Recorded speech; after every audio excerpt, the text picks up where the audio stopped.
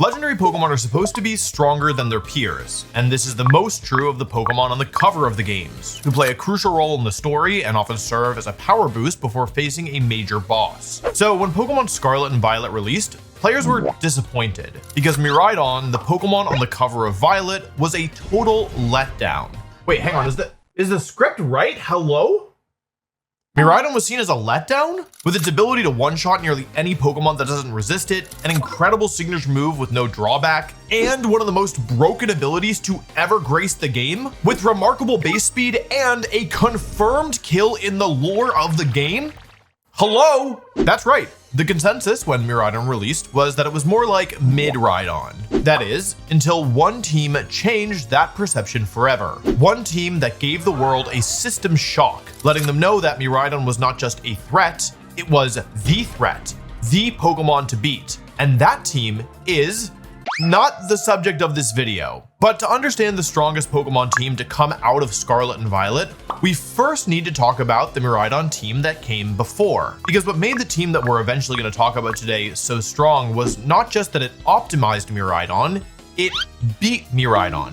Maybe that's confusing. Stick with me. You know there's like 2 Miraidon in the game? The one that you ride around on and the one that killed Arven's dad? That's right, this isn't TikTok, I'm on YouTube, I can say killed! Well, when Miraidon first became legal in Scarlet and Violet, it was in a type of format called single restricted. What this means is that players were allowed to use exactly one normally banned legendary Pokemon, referred to as a restricted Pokemon, because they're normally restricted from being used. These are Pokemon even stronger than their legendary peers, and it includes Miraidon. However, most people felt that the Miraidon you would use in competitive play was more like the sandwich gobbling goober that doubles as your bicycle, rather than the murderous beast that left the Paldea region professorless.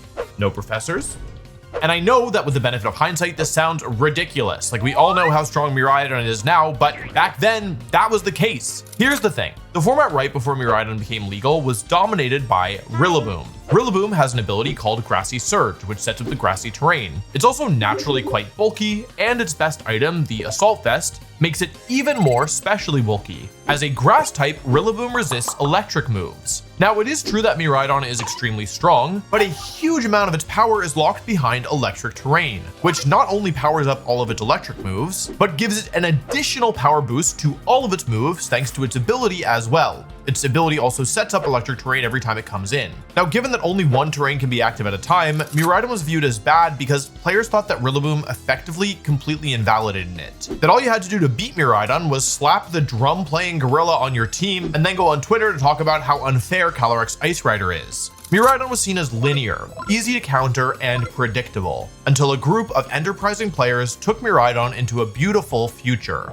Their method? Make it more predictable and more powerful. At Indianapolis Regionals, the first North American regional where Miraidon was legal, a group of players gave Miraidon a glimpse of what could be, through the tinted lens of some tricked out choice specs. With the power of the specs, if you allowed Miraidon to attack inside of electric terrain, it would almost guaranteed one-hit KO anything that didn't resist it with its signature move Electro Drift. However, this wasn't Miraidon's most important move. That role instead goes to its safest attack, Volt Switch. Sure, Rillaboom could switch in and overwrite your terrain, but with Volt Switch, Miraidon would get meaningful chip damage down and switch itself out, allowing you to go into a more favorable matchup while setting up to reclaim the terrain later on. Normally, moves that switch a Pokemon out don't do much damage due to their lower base power. But thanks to Miraidon's absurd stats and the 50% damage boost from the choice specs and electric terrain and Hadron Engine, Volt Switch was a legitimate offensive threat. Not to mention, if you predicted Rillaboom to switch in, Draco Meteor could pick up a KO after a small amount of chip, winning you the terrain war for the rest of the battle.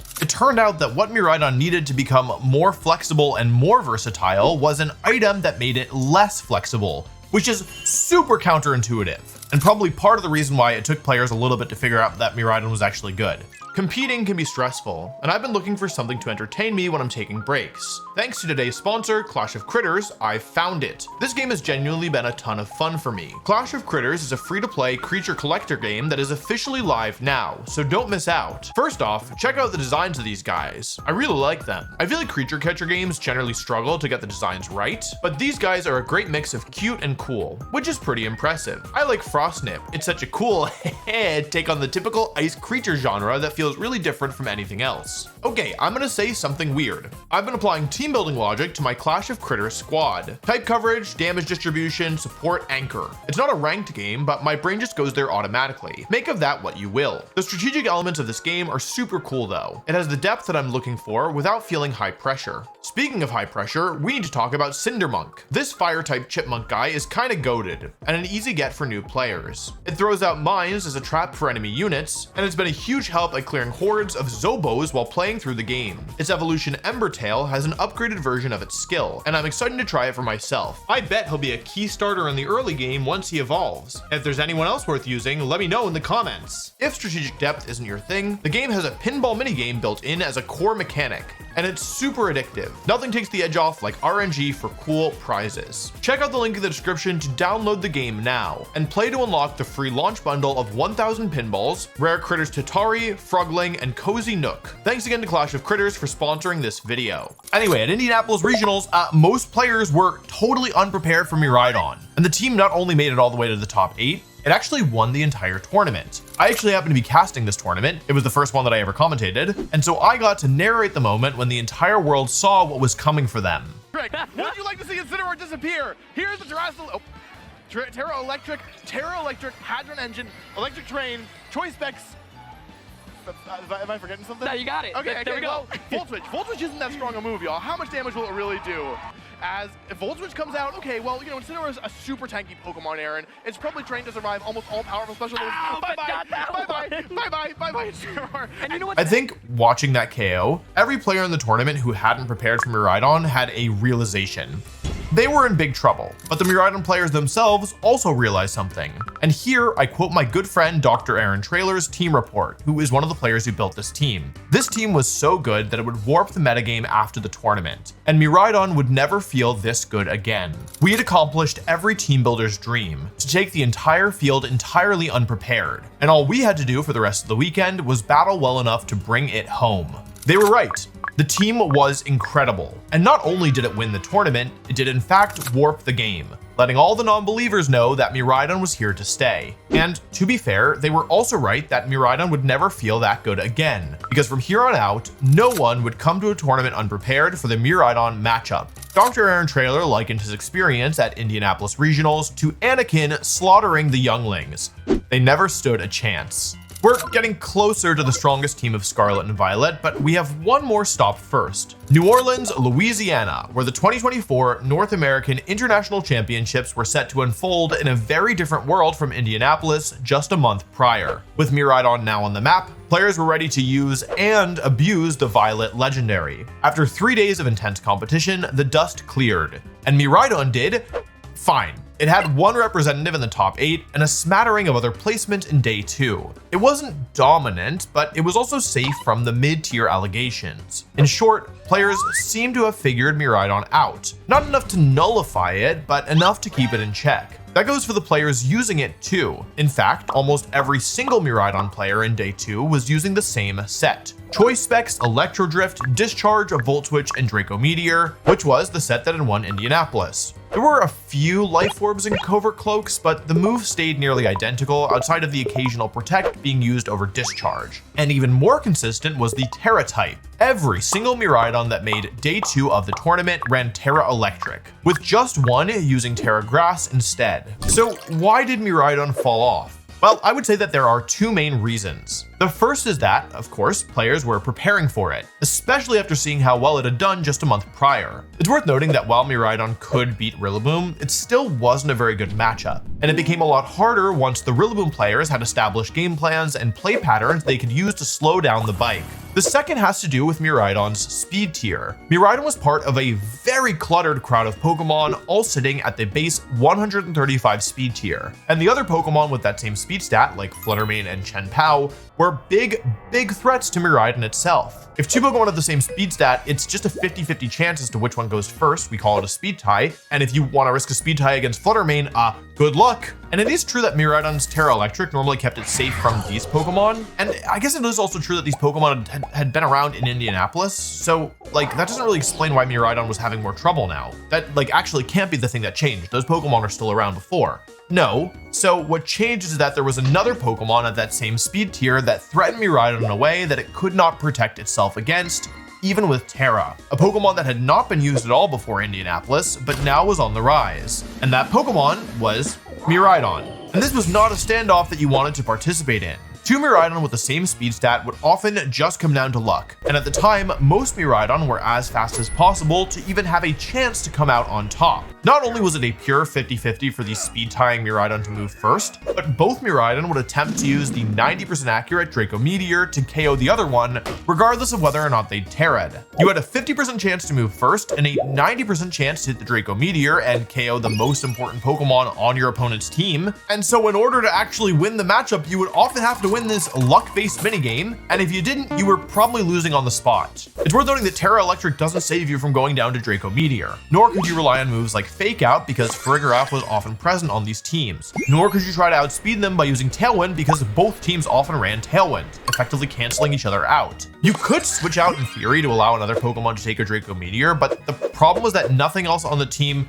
could take a Draco Meteor without going down, with the exception of Whimsicott, and you really wanted to lead Whimsicott so you didn't end up in a position where your opponent had Tailwind and you didn't. It basically created this prisoner's dilemma. Both players had to lead Whimsicott Miraidon, they both had to click Tailwind Draco, and if either of them deviated, like, they were punished for it. At Indianapolis, there were only a handful of Miraidon in the entire tournament, so this situation didn't come up very much. But when Miraidon became popular, more and more of your matches would come down to what was effectively a glorified coin flip. Miraidon was suffering from its own success, and to become more consistent, it needed a way to not only perform better against a more prepared field, but also to beat its biggest threat, itself.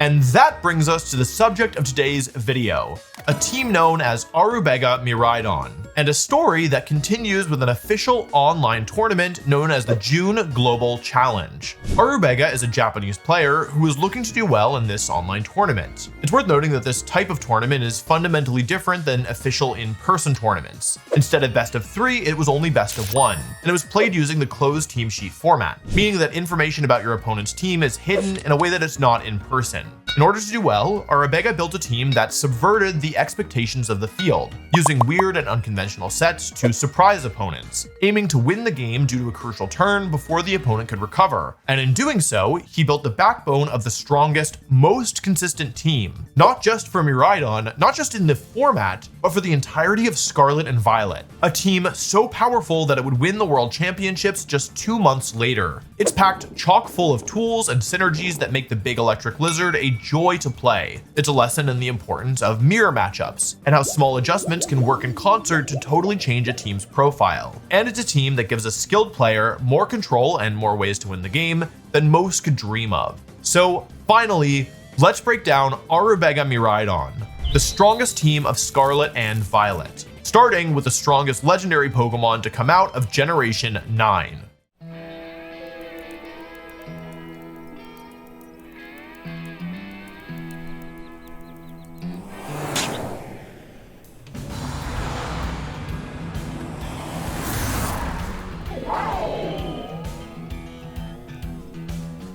To understand Arubega Miraidon, we first have to understand Arubega's Miraidon. This Miraidon, as with most other Miraidon that came after Indianapolis, used the Choice Specs item. But unlike the Indianapolis Miraidon, it wouldn't be getting any flashy Volt Switch one-hit KOs on Incineroar. That's because this Miraidon doesn't roll around with a big lightning bolt on its head. While the Indianapolis Miraidon build went all in on increasing Miraidon's electric damage, this Miraidon was Tera Fairy. Instead of Discharge, it used Dazzling Gleam. But other than this one Tera and one move change, everything except the stats stayed the same. But just these changes made it feel like a totally different Pokemon. See, Tera Electric Miraidon is probably the strongest option available when people aren't ready for Miraidon. Discharge might hit your teammate, but a well-placed Protect, Ursaluna Blood Moon, or Ground Terrestrialization from Farigiraf eliminated that drawback. And Tera Electric allowed Miraidon to reach staggering levels of damage output that even Pokemon with electric resistances couldn't safely survive.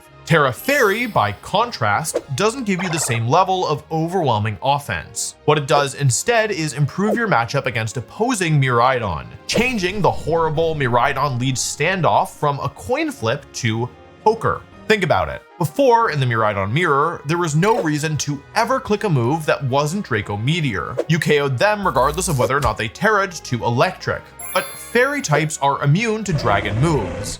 Meaning if you select Draco Meteor and they Terrastallize, you would waste your attack even if you moved first. You also wouldn't be able to change your moves until you switched out, which is a huge loss of momentum. So maybe you're thinking, okay, well if they can just Terrastallize, I would just choose an Electric move. But both of Miraidon's types resist Electric, making it one of the few Pokemon that could reasonably take an Electro Drift without too much fear. So with Fairy Tera Miraidon, your opponent had a 50-50 chance of just selecting the wrong move and losing a ton of ground. But what about you as the Tera Fairy player? Were you also locked into this horrible, high-stress guessing game? Well, you did still have the option of choosing to use Draco Meteor and going for the one-hit KO. But you have another option now too, and it's one that also works against Tera Fairy Miraidon.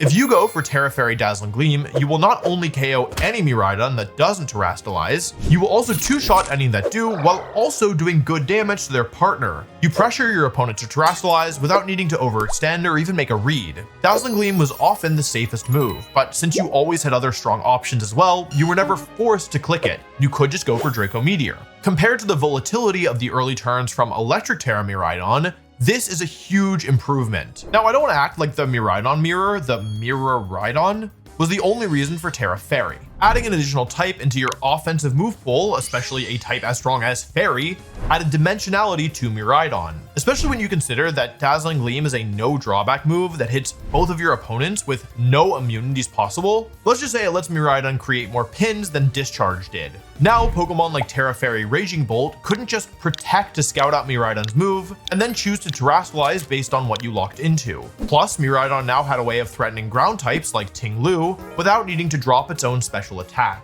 Honestly, this Miraidon felt more like a Fairy type than an Electric or a Dragon type sometimes. Tera Fairy Dazzling Gleam was often the move that felt best to click. Anything that didn't resist it was usually getting two-shot, and since it hit two Pokemon at once, you can do the math. This one Tera and moveset change drastically altered the way that Miraidon played, but it wasn't the only crucial change. The best Miraidon players had been asking themselves, how do I get out of this horrible turn 1 coin flip? How do I play the game where I don't need to rely on a speed tie to win? Fairy Tera was part of the answer, but there was another answer too. If you can't always outspeed your opponent, your next best option is to always outslow them. Knowing that you're the slower Miraidon allows you to not only get a few extra points of bulk, but it also lets you build game plans assuming that you'll be moving second. Of course, in a vacuum, this is a bad thing. Being slower means that if your opponent guesses whether or not you'll Terrastallize, they can one-shot your Miraidon.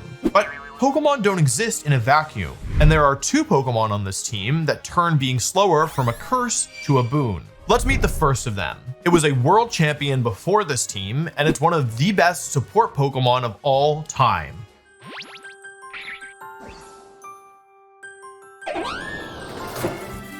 Enter Whimsicott. Miraidon is a bike, also a plane, also a dragon that moves at the speed of electricity itself, but we all know the saying, don't bring a bike to a horse and or dog race. That's a Caloric Shadow / Zamazenta.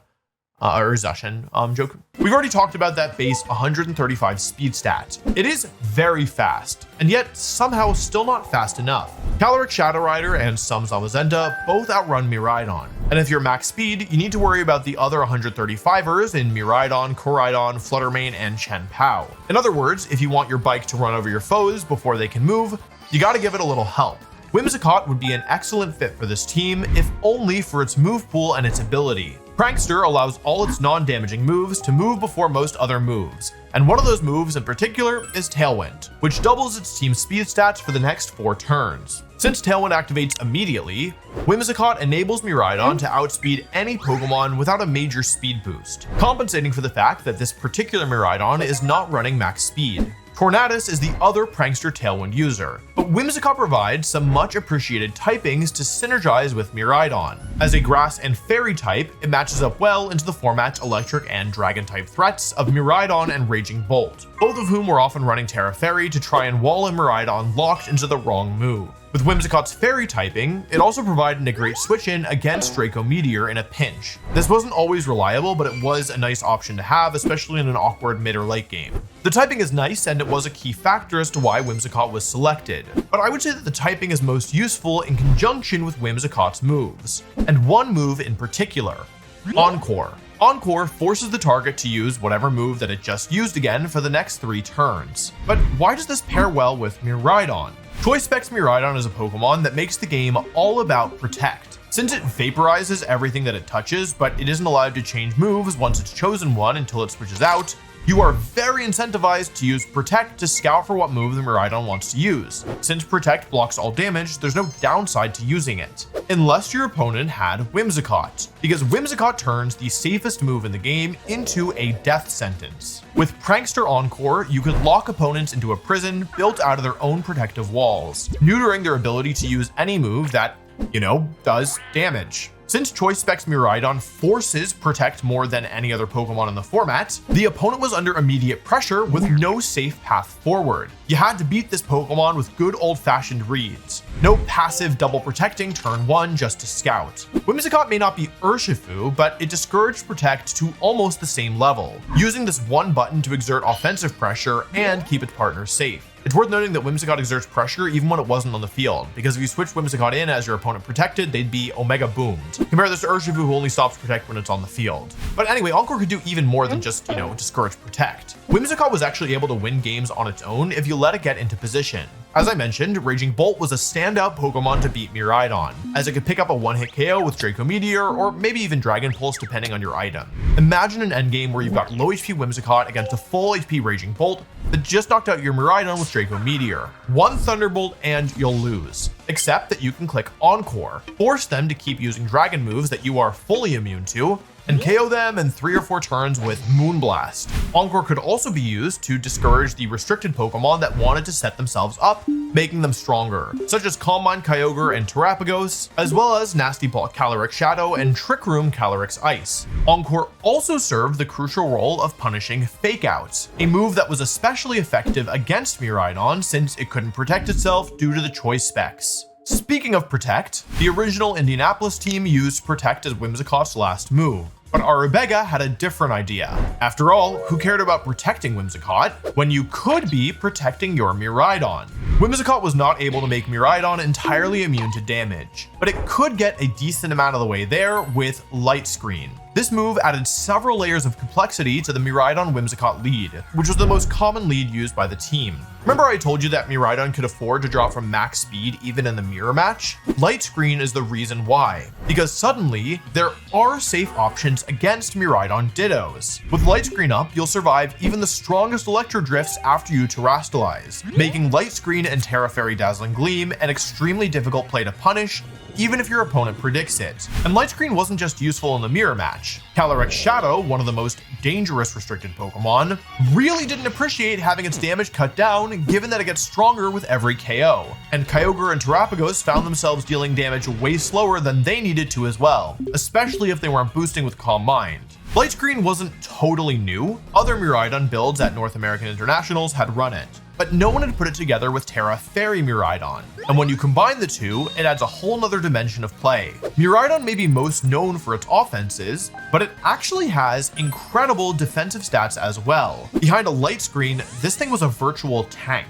The best part of Light Screen, though, was how it let you adjust the rhythm of battle to your own liking. This format had its fair share of Tailwind users, from opposing Whimsicott to Tornadus to the occasional Iron Jugulus. A lot of the time, 2 paired up Tailwind users would walk into the battle, shake hands, and Tailwind in each other's face, effectively neutralizing the condition. Good, honest, hard work, but a little bit obvious. With Light Screen, you could time your Tailwind after theirs and still survive the first turn. This meant that you would have the lingering advantage going into later turns of the battle, and you often didn't have to pay much for it at all. Defensive plays, such as switches or protects, get punished even harder since you have more turns to use Tailwind. Offensive plays are less threatening when you've cut their damage output by a third. In short, Light Screen gave Whimsicott more options on turn 1, which was often the most important turn of the battle. Again, this added so many more layers of safety and depth to the mirror. More choices means less variance, means the holy grail of Pokemon: consistency. But in order for Light Screen to fit onto the set, Whimsicott had to drop Protect, and without Protect, its item had to change as well. No longer could it afford Focus Sash to allow it to survive any one hit guaranteed, because without Protect, Whimsicott became susceptible to a move ubiquitous in VGC: Fake Out. Fortunately, there is an item that removes the benefit of Fake Out, turning it into effectively Quick Attack by making the holder immune to flinches, an item that would go on to become Whimsicott's best item across formats: the Covert Cloak. This made Whimsicott unflinchable, but the loss of the Focus Sash made it much more vulnerable. That's why Arubega gave this Whimsicott a far more bulk-oriented spread, dropping a healthy amount of the speed and special attack that Focus Sash allowed you to run in exchange for bulk. Arubega opted for Tera Water as a good catch-all defensive typing that also happened to be good against Ice Rider, who could be difficult, but a lot of later Whimsicotts would use Tera Dark, which both prevented opposing Prankster Encores from Whimsicott and taunts from Tornadus and Grimmsnarl, and gave it a niche defensive option against opposing Caloric Shadow or Psychic Terrain-based teams. Overall, Arubega's Whimsicott suffered a noticeable drop in firepower, but in return it had one more way to support his Miraidon, which is what this team was all about. So now you understand why this Miraidon was able to drop its speed. Thanks to Whimsicott's Tailwind, it was often still moving first, and with Light Screen, it could survive the few attacks that would hit it before it can move. But I told you earlier that the best Miraidon players actually wanted to be slower, that they chose to slow down because they thought it would help them win, not just because they could afford it. And the reason why they thought that has to do with the next Pokemon on the team, my single favorite Pokemon added in Generation 9.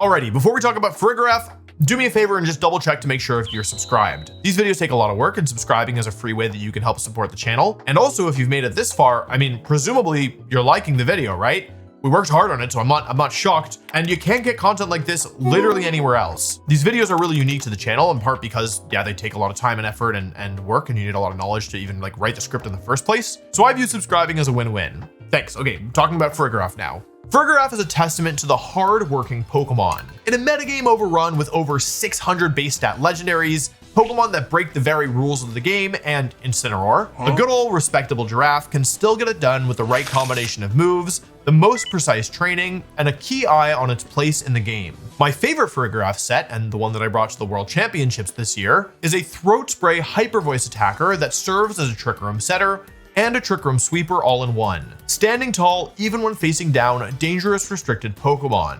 This set is not that. In fact, nobody looking at this Farigiraf would call it offensive. It's a sort of weird hodgepodge of supporting moves and defensive item, a Pokemon that looks like it won't actually contribute to the battle in a meaningful way. In fact, in a team report from Italian player Luca Ceribelli, who is going to come up again in a very short while, he called it a, and I quote, "most times do nothing, mediocre stats Pokemon. Half the time its moves did nothing." He also said, and I quote again, "its selling points were so useful it would have been insane not to use it." That is because Farigiraf is the Pokemon that makes Miraidon work. In Dr. Aaron Traylor's words, it is the backbone of the team. And considering how long its spine is, you can tell this thing has a very strong backbone. Farigiraf packs several absolutely crucial tools into one package. First and most notably is its ability Armor Tail, which negates all priority moves used against its side of the field. This ability, or something like it, is best in class for any team that's going to rely primarily on Tailwind for their speed tiers. That goes doubly so for a team with a key attacker that can't protect, making it weak to Fake Out, and triply so for a team that's using both Tailwind and Trick Room, which is the second reason to use Farigiraf. Trick Room reverses the speed order of all Pokemon on the field, causing them to move slowest to fastest rather than vice versa. It may seem strange to use on a team with two fast Tailwind attackers, but Trick Room added dimensionality to this team that was crucial in letting it take over the game. Now, against opposing Whimsicott and Miraidon leads, you could heavily punish them for setting up Tailwind, with Light Screen being a strong first turn option and Farigiraf able to come in once a Pokemon was knocked out to flip the speeds on their head. Even when an opponent didn't set Tailwind up, Trick Room could still be useful, because remember, this Miraidon is slower than its peers. It wasn't uncommon at all to find two Miraidon facing off inside the Twisted Dimensions. only now the slower Miraidon would be the one coming out on top, and it would be even bulkier to boot, giving it the best of both worlds. Against Calyrex Shadow, you would always be slower as well, though I'm getting ahead of myself again.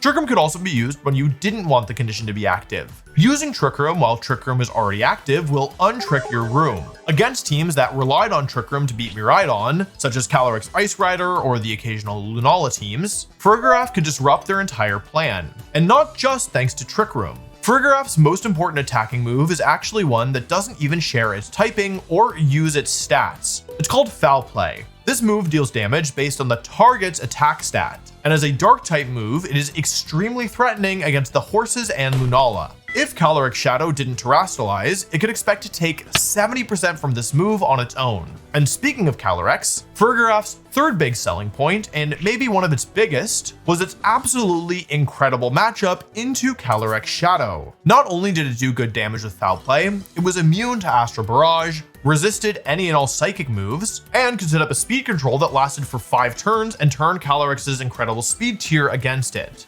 Calyrex Shadow was very widely agreed upon as one of the biggest threats in the entire format, and having a Pokemon that turned its best traits against it was impossible to pass up. Hold this Foul Play, horse! Foul Play was unable to meaningfully damage the numerous strong fighting types of the format, which is where the other attacking move came in. Players were split between Psychic and Psychic Noise, which dealt more damage against Rapid Strike Urshifu, Miraidon, Iron Hands, Amoonguss, and more. The Indianapolis team actually used Tera Ground, Tera Blast here because they wanted a way to hit dark types, and they also wanted to be immune to their partner's discharge. But with Tera Fairy Miraidon, you didn't care as much about dark types, and you also didn't need to be immune to your own discharge because you didn't have discharge. So Arubega was free to use this more consistent attack. The choice of Psychic over its noisier cousin was actually a pretty big one. Basically, Psychic is stronger, but Psychic Noise stops healing moves from being used. Actually, it just stops healing altogether, but you couldn't click healing moves, so like Drain Punch, Iron Hands, and Pollen Puff Amoonguss, they just like couldn't use those moves. But it also stopped Terrapagos from healing with Leftovers and Grassy Terrain for 2 turns, as well as numerous other healing. Grassy Terrain was popular, so yeah, being able to stop it was pretty big. At the end of the day, which Psychic move you used was pretty much entirely personal preference. Farigiraf's last move was Helping Hand, a catch-all supporting move that has the highest priority in the game. This allowed for some truly huge turns from Miraidon and the other offensive members of the team, who we'll get into soon. And it also let Farigiraf actually do something when Trick Room wasn't needed. I just mentioned that Psychic Noise could stop Terrapagos from healing, and that was another matchup that Farigiraf thrived in, though not necessarily because of its matchup into the turtle specifically. I know that I've already mentioned several times just how important it was to handle Fake Out, but I cannot overstate it. Entire teams, including my Worlds team for this format, used Fake Out as the backbone of their entire strategy. This could probably be a video on its own, but the short reason as to why is that the restricted Pokemon were already strong, and if you boosted their stats with setup moves, they often became nearly unstoppable. The best way to buy turns while you boosted your stats and you weren't doing any damage was to stop your opponent from moving, and the best way to stop them from moving was to chain together Fake Outs. Of course, Farigiraf didn't care about any of this, and was an incredible answer to double Fake Out pivoting cores with Rillaboom and Incineroar, which you almost always saw on Terrapagos teams looking to slow things down. This Pokemon was a threat even if it didn't come to the battle just by merit of its ability. You were pretty unlikely to use any priority moves if you thought Farigiraf was about to peek out of its ball, forcing you to waste brain power and resources covering for a Pokemon who might not even be present. The final cobbled together piece of Farigiraf, and the one that let it really shine, was its item, Electric Seed, which made it surprisingly tanky next to Miraidon, able to take hits from the strongest physical Pokemon. And once there was a light screen down, from both ends of the physical special spectrum. Spectrum split? Spectrum split? From Special Attackers 2. Thumbs up. Electric Seed not only gave Farigiraf a defense boost, but it also got rid of its held item. This meant that Incineroar's knockoff got cut in more than half, going from doing a minimum of 70% down to just 30%. You get a 50% defense boost from the seed, and then you reduce Incineroar's attacking power by 50% because knockoff is stronger when you're holding an item. Farigiraf primarily used Water Tera. Again, this is a shift from the Indianapolis team made possible by Tera Fairy Miraidon, since Arubega no longer needed a ground Tera to be immune to discharge. Water Tera was primarily useful against Ice Rider, who was pretty good into Miraidon itself, but really didn't like staring down +1 defense Water Tera Farigiraf. But it was also nice tries to resist Surging Strike's Urshifu. We're only 3 Pokemon in, but I hope that you're starting to see the genius of this team. All 3 of these Pokemon were on the Indianapolis winning team, but here they're slightly different. And each small choice liberates options elsewhere in the team. Tera Miraidon lets Farigiraf drop Tera Blast. That opens up Psychic and lets it be Tera Water. In addition, the added defensive Tera incentivizes Whimsicott to go Light Screen, which further enables Farigiraf with its Electric Seed. Small changes, big impacts. But after this, every Pokemon is new. And our next Pokemon shouldn't come as a surprise. It's a fake out using Pokemon with amazing stats. One of the absolute best Pokemon available in the format, only made stronger through this specific team. It's a Pokemon with a dangerous ability and an incredible move pool, and it's nearly impossible to get rid of. It's a multiple-time Pokemon World Champion. That's right, it's... Gotcha. I was the one using Fake Out this time. That's right, it's not Incineroar, because this team doesn't have Incineroar. In fact, Arubega specifically built this team to not need Incineroar, stating that he thought that there was so much focused counterplay via Covert Cloak, Clear Amulet, and Ghost Terrestrialization that, for once, the best Pokemon of all time might not be worth bringing. This is what led him to Miraidon in the first place. He wanted to use a restricted that could work without Incineroar, one that wasn't weak to Wide Guard but could still do spread damage if needed. Hence Tera Miraidon, and hence Iron Hands.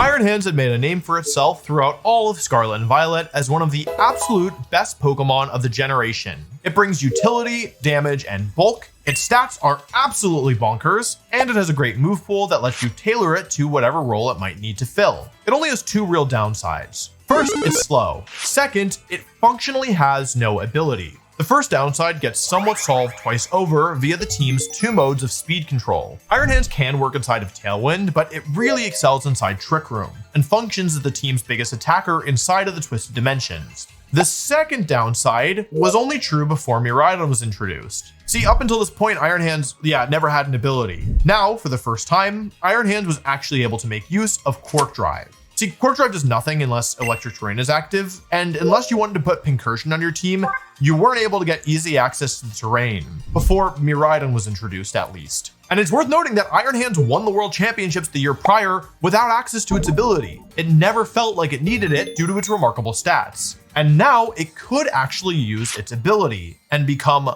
functionally, the team's second restricted Pokemon.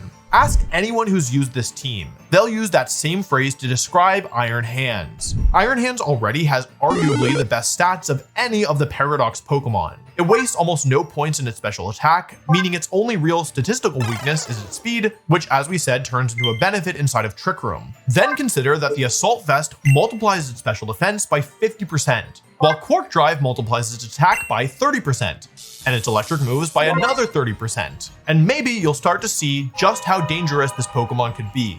I didn't mean for that to rhyme, I'm sorry. Iron Hands can pick up KOs at the drop of a hat, heal itself with Drain Punch while doing massive damage, provide control with Fake Out, and serve as an effective pivot thanks to its massive HP pool allowing it to take hits. Fake Out and Drain Punch were pretty much mandatory on any version of this team, as was Wild Charge. It's its best electric move, and inside Electric Terrain, this move just does ridiculous damage. The last slot, though, was split between 2 options. In his initial team, Arubega used Heavy Slam, a crucial coverage move that handled opposing Amoonguses. Amoongus? I think it's just Amoongus. But as the team developed, some players opted for a different option, Low Kick. Here's the thing about restricted Pokemon. They're big, and that means that they are heavy. Low Kick does more damage the heavier the target is, and caps out at 120 base power. For context, this is the same power as Close Combat, except Low Kick has no drawback.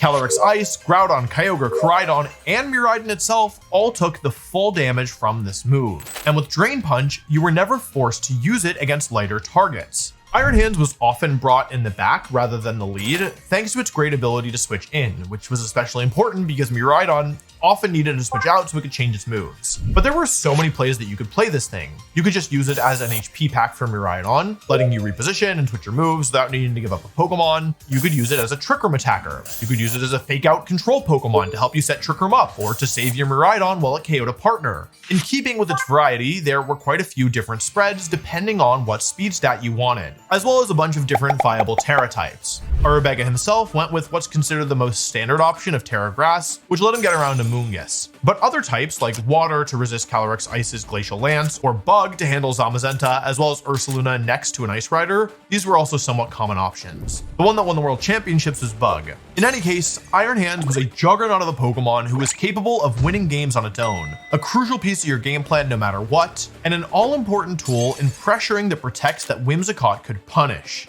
But Whimsicott wasn't the only Pokemon who loved to see Protect. I've talked about Protect at length. You know how important it is to have a shot against Miraidon and Iron Hands. Whimsicott was one way to punish those Protects. The other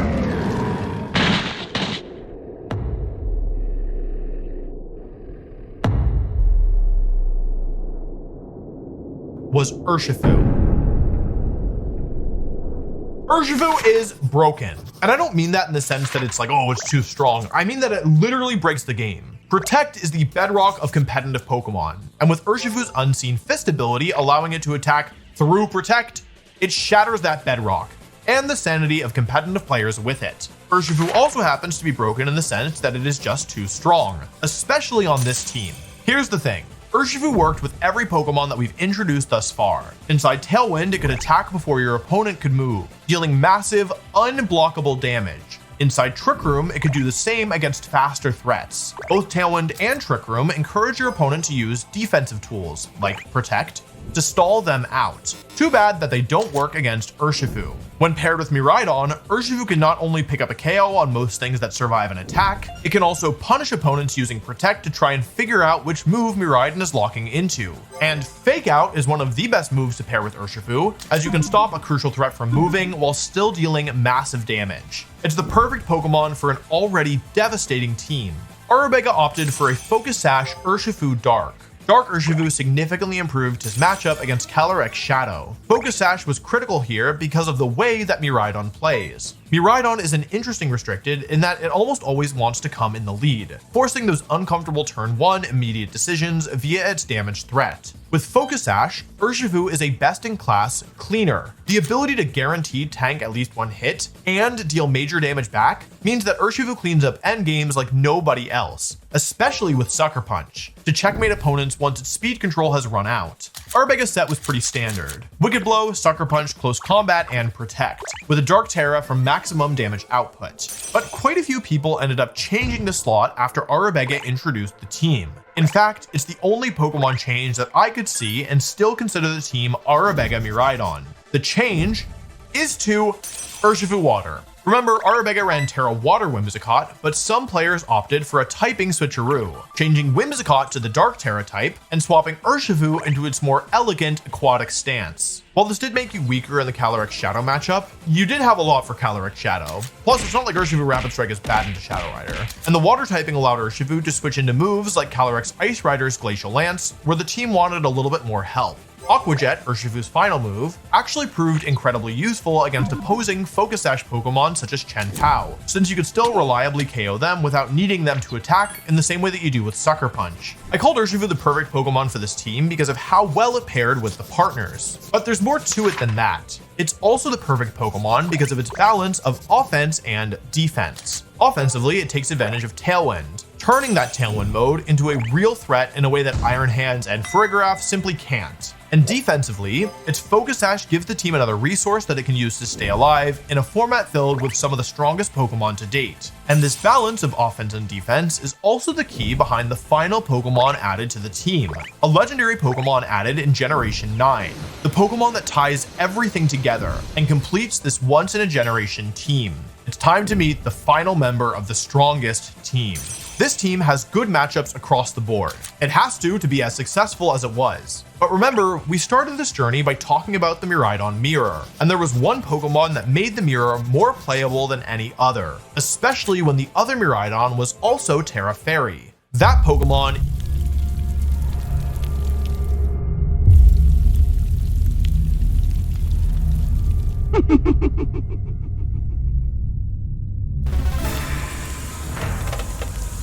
is Ogerpon hearthflame.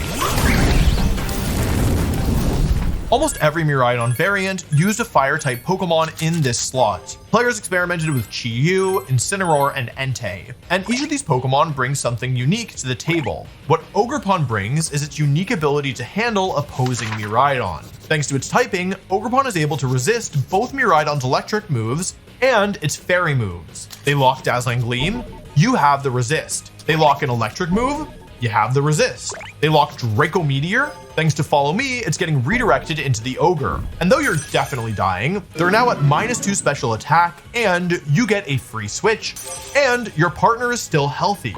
This Pokemon was capable of making opposing Miraidon players lose on turn 1, even when it wasn't on the field. Knocking out Miraidon turn 1 could spell disaster if it let Ogerpon Hearthflame come out with full HP and its Tera available. Ogerpon was also unique in the tools it brought to the field. Ogerpon packs a valuable mix of support and huge damage into one package. Ogerpon could play completely differently from game to game. One moment it might be one-shotting your Pokemon with Tera Fire Ivy Cudgel under Tailwind. The next it was blocking your attempts to remove Miraidon or Iron Hands with Follow Me. I didn't explicitly mention this yet, but when Ogerpon terastallizes to fire, it gets an attack boost in addition to the boost that terastallization gives. So even if you lost your Miraidon, you would often still have enough damage as long as you had Ogerpon and Urshifu.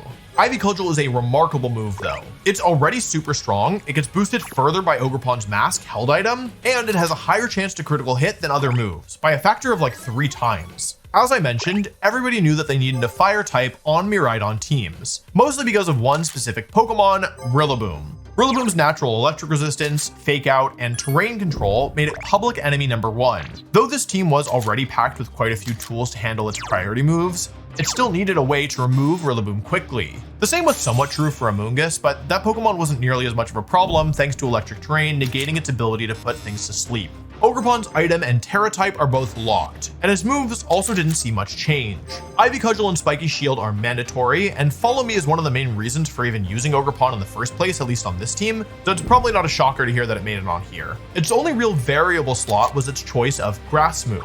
Horn Leech could make it more of a nuisance, while Power Whip offered risky, big damage. In the end though, most players opted for Wood Hammer, which offered the same damage necessary to handle targets like Kyogre in exchange for perfect accuracy and just a little bit of recoil. There are many things that define Arubega Miraidon, but Ogerpon Hearthflame is emblematic of the ethos behind the team. Let me show you what I mean. Most Pokemon have clear roles within a team: the damage dealer, the supporter, Incineroar, etc. But this team doesn't, and that's actually why it's so successful. Let me just list the different tools that this team has in no particular order: Tailwind, Trick Room, Fake Out, Priority, Damage Mitigation, Healing, the ability to stop Priority, Redirection, Terrain Control, Encore, and Manual Pivoting. It's like you're checking off the boxes for every single team in a top cut of a tournament, except it's just one team and there's only 6 Pokemon. This team has every tool available at its disposal, giving it a ridiculous amount of ways to play any matchup and maximize the damage output of its central Pokemon. And those tools are spread across the team. Every Pokemon can function outside of its role. The defensive Pokemon can function offensively, and the offensive Pokemon bring utility to the table, whether it's Urshifu's Priority, Ogerpon's Follow Me, or Iron Hand's Fake Out. This team is, no doubt, an offensive team at its core, but every single Pokemon has significant defensive utility. That's obvious with the support Pokemon like Whimsicott and Farigiraf, but it's also true of the offensive Pokemon. Miraidon's Tera Fairy is like an obvious example, but Urshifu gives a useful resistance to either Caloric Shadow as a dark type or its Icy Brethren as a water type. Not to mention Focus Sash is a great defensive tool, and Ogerpon matches up well into Miraidon, especially with Follow Me thanks to its typing. This is why I think Ogerpon is so emblematic of the team as a whole. It's a perfect split between offense, defense, and support. Multiple roles packed into one Pokemon. In fact, Dr. Aaron Traylor said that this team made him reconsider how roles work. because honestly, there are no rules. Even Farigiraf could do huge damage with foul play, and Whimsicott's Moonblast chip could threaten the numerous dragons of the format. And that is why this is not just the best Miraidon team, but the greatest team in Scarlet and Violet, period.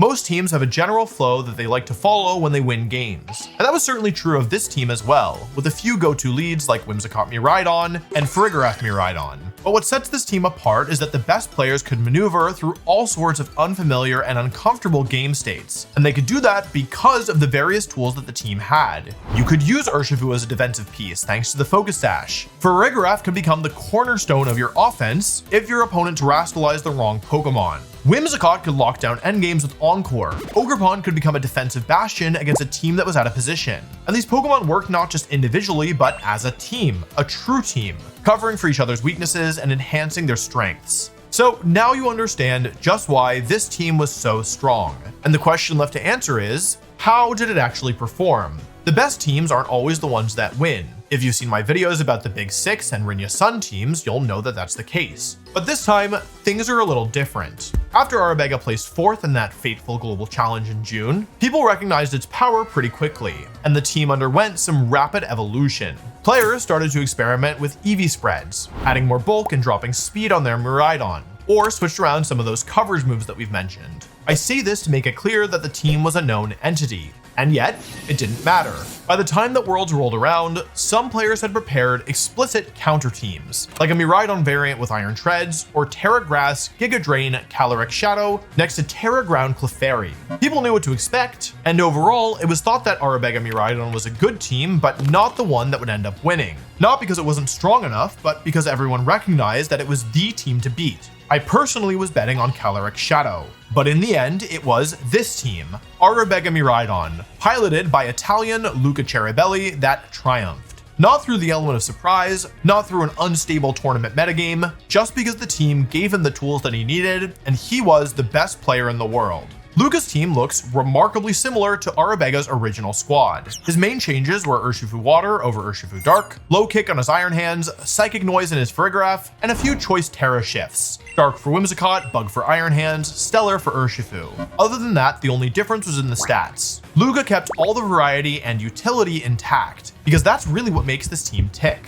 In other videos that I've done about these sorts of teams, you've seen the greatest team totally dominate the field at a tournament. That's not the case this time. While there were 2 other Miraidon in the world's top 8, only one was the Arubega variant. The other was actually a Dendozo Tatsugiri version, which functioned completely differently. Scrolling down the list, you will see far more Calyrex Shadow Rider and Zamazenta than Miraidon. But that doesn't mean that the team is any less strong, because the true testament to its strength is its longevity. After the World Championships, the format changed, and Miraidon became illegal for competitive play once more. But this format, Regulation G, would become legal once again in January 2025. 5 months after the World Championships, and 7 months after Arubega released his creation into the world. Even after winning the World Championships, Arubega Miraidon remained the team to beat. Players continued to push and optimize the team, trusting in its innate strength. Top competitors who hadn't even touched the team before came on to further optimize, adding more bulk to Miraidon and Urshifu, then taking it off again, responding to the shifting tides of the meta we all know so well.